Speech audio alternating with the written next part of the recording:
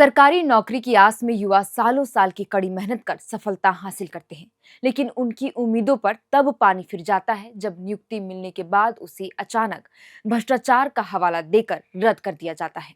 और एक ऐसा ही मामला सामने आया है जहां शिक्षक भर्ती प्रक्रिया एक बार फिर धांधली की भेंट चढ़ गई है और इसके चलते करीब 313 शिक्षकों की नियुक्तियां रद्द कर दी गई है। दरअसल कलकत्ता हाईकोर्ट के एक फैसले से पश्चिम बंगाल की शिक्षा व्यवस्था और विशेष रूप से गोरखलैंड टेरिटोरियल एडमिनिस्ट्रेशन यानी जीटीए के अधीन आने वाली पहाड़ी क्षेत्रों में एक बड़ा प्रशासनिक और राजनीतिक हड़कंप मचा दिया है। मीडिया रिपोर्ट्स के अनुसार जस्टिस विश्वजीत बसु की बेंच ने एक लंबे समय से लंबित मामले पर सुनवाई करते हुए 313 शिक्षकों की नियुक्तियों को तत्काल प्रभाव से रद्द करने और उनके वेतन पर रोक लगाने का आदेश जारी किया है। अदालत के समक्ष यह तथ्य सामने आए कि इन नियुक्तियों में नियमों को पूरी तरह दरकिनार कर योग्य उम्मीदवारों की अनदेखी की गई थी और भ्रष्टाचार के गंभीर आरोप सामने आए थे। मामले की गंभीरता को देखते हुए ही कोर्ट ने राज्य की सीआईडी को इस पूरी प्रक्रिया की गहन जांच के निर्देश दिए हैं और स्पष्ट किया कि जब तक नियुक्तियों की वैधता और शैक्षणिक योग्यता संदिग्ध है तब तक राज्य सरकार इन पर वेतन का बोझ नहीं उठाएगी।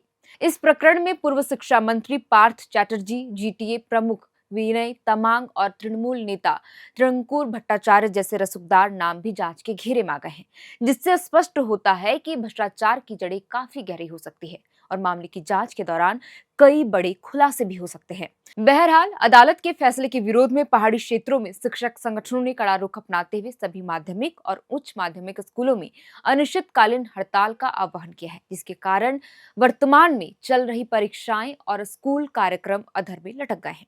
संगठनों का तर्क है कि पिछले 25 वर्षों से दार्जिलिंग हिल्स में शिक्षकों की नियमित भर्ती प्रक्रिया एसएससी का अभाव रहा है और इन स्कूलों को वॉलंटियर शिक्षकों ने ही अपने दम पर अब तक संभाल रखा है। उनका कहना है कि अब तक प्रशासनिक व्यवस्था और सरकार की विफलता है कि उन्होंने कोई स्पष्ट नियमावली यहाँ नहीं बनाई, जिसका खामियाजा अब उन हजारों शिक्षकों को, उन सैकड़ों शिक्षकों को भुगतना पड़ रहा है जिन्होंने सालों तक अपनी सेवाएं दी हैं। संगठनों ने यह भी चेतावनी दी है कि वे न केवल इन 313 शिक्षकों बल्कि भविष्य में अन्य वॉलंटियर शिक्षकों पर आने वाले संकट के खिलाफ सड़कों पर उतरेंगे, क्योंकि स्थानीय मातृभाषा पढ़ाने वाले शिक्षकों की कमी पहले से ही क्षेत्र में बनी हुई है।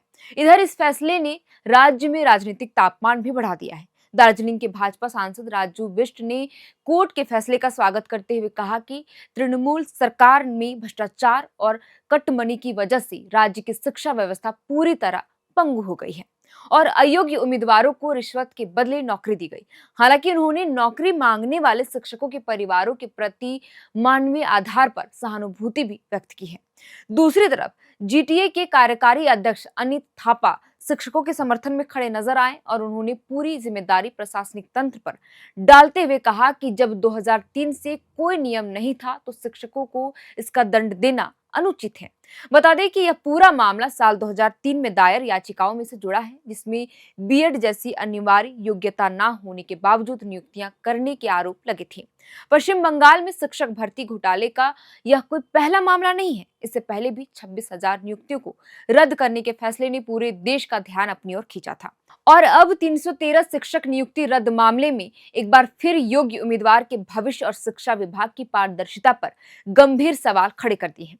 इस पूरे घटनाक्रम ने एक बार फिर से उस कड़वी सच्चाई को उजागर कर दिया है जो अक्सर सरकारी भर्तियों के पीछे छिपी रहती है। सवाल सिर्फ 313 शिक्षकों की नौकरी जाने का नहीं है, बल्कि उस व्यवस्था का है जिसने सालों तक बिना स्पष्ट नियमों के लोगों से काम लिया और जब मामला अदालत तक पहुंचा तो जिम्मेदारी तय करने के बजाय सबसे कमजोर कड़ी यानी शिक्षकों पर ही गाज गिर गई।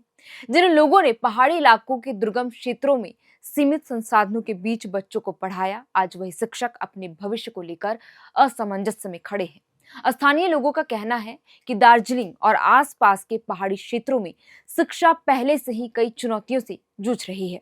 ऐसे में बड़ी संख्या में शिक्षकों की नियुक्ति रद्द होने से सबसे अधिक नुकसान छात्रों को ही होगा। कई स्कूलों में पहले ही शिक्षकों की भारी कमी है और अब हालात और भी खराब होने की आशंका जताई जा रही है। अभिभावक भी चिंतित है कि अगर हड़ताल लंबी चली तो बच्चों की पढ़ाई का पूरा सत्र प्रभावित हो सकता है। इस मामले में एक बड़ा सवाल यह भी उठ रहा है कि अगर नियुक्तियों में गड़बड़ी थी तो इतने सालों तक इन शिक्षकों को काम कैसे करने दिया गया? वेतन क्यों दिया गया? स्कूल चलाए गए और जब वर्षों बाद अदालत का फैसला आया तो सारी जिम्मेदारी नियुक्ति शिक्षकों पर डाल दी गई। जानकारों का कहना है कि जांच सिर्फ निचले स्तर तक सीमित नहीं रहनी चाहिए, बल्कि उन अधिकारियों और राजनीतिक चेहरों की भूमिका भी सामने आनी चाहिए जिन्होंने इस पूरी प्रक्रिया को मंजूरी दी है। वहीं पहाड़ी इलाकों में शिक्षक संगठनों का कहना है कि वे कोर्ट के फैसले का सम्मान करते हैं, लेकिन चाहते हैं कि सरकार और प्रशासन कोई व्यवहारिक समाधान भी इसका निकाले। उनका सुझाव है कि योग्य शिक्षकों के लिए अलग से स्क्रीनिंग या विशेष परीक्षा आयोजित की जाए ताकि वर्षों की सेवा देने वाले अनुभव को पूरी तरह नजरअंदाज ना किया जा सके। उनका यह भी कहना है कि अगर सरकार समय रहते हस्तक्षेप नहीं करती है तो आंदोलन और तेज किया जाएगा आने वाले दिनों में।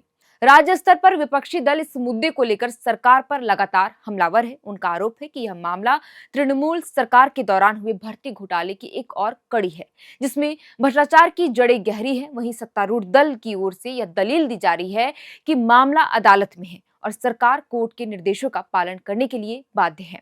शिक्षा विशेषज्ञों का मानना है कि पश्चिम बंगाल में बार बार सामने आ रहे शिक्षक भर्ती विवाद और राज्य की शिक्षा नीति और भर्ती प्रणाली पर गंभीर सवाल खड़े करते हैं। अगर समय पर पारदर्शी और नियमित भर्ती प्रक्रिया अपनाई जाए तो शायद आज यह स्थिति पैदा होती ही नहीं। ऐसे मामलों में न सिर्फ योग्य उम्मीदवारों का भरोसा टूटता है, बल्कि युवाओं में सरकारी नौकरी को लेकर निराशा भी बढ़ती है। अब देखना यह होगा कि सीआईडी की जांच में क्या कुछ पता चलता है और क्या इस मामले में किसी बड़े प्रशासनिक या राजनीतिक चेहरे पर सीधी कार्रवाई होती है या नहीं। फिलहाल तो 313 शिक्षकों और उनके परिवारों के सामने आजीविका का संकट खड़ा हो गया है। वहीं हजारों छात्रों का भविष्य भी अधर में लटका हुआ नजर आ रहा है। यह मामला एक बार फिर यह सोचने पर मजबूर करता है कि क्या हमारी भर्ती प्रणाली वास्तव में योग्यता और पारदर्शिता पर आधारित है या फिर इसका खामियाजा हर बार मेहनती युवाओं को ही भुगतना पड़ेगा। इस पूरी खबर पर आपकी क्या राय है, हमें कमेंट कर जरूर बताइएगा। फिलहाल के लिए इस वीडियो में इतना ही। आप देख रहे थे एयर नाउ, हमारा नाम है श्रेया रतन। बहुत बहुत शुक्रिया।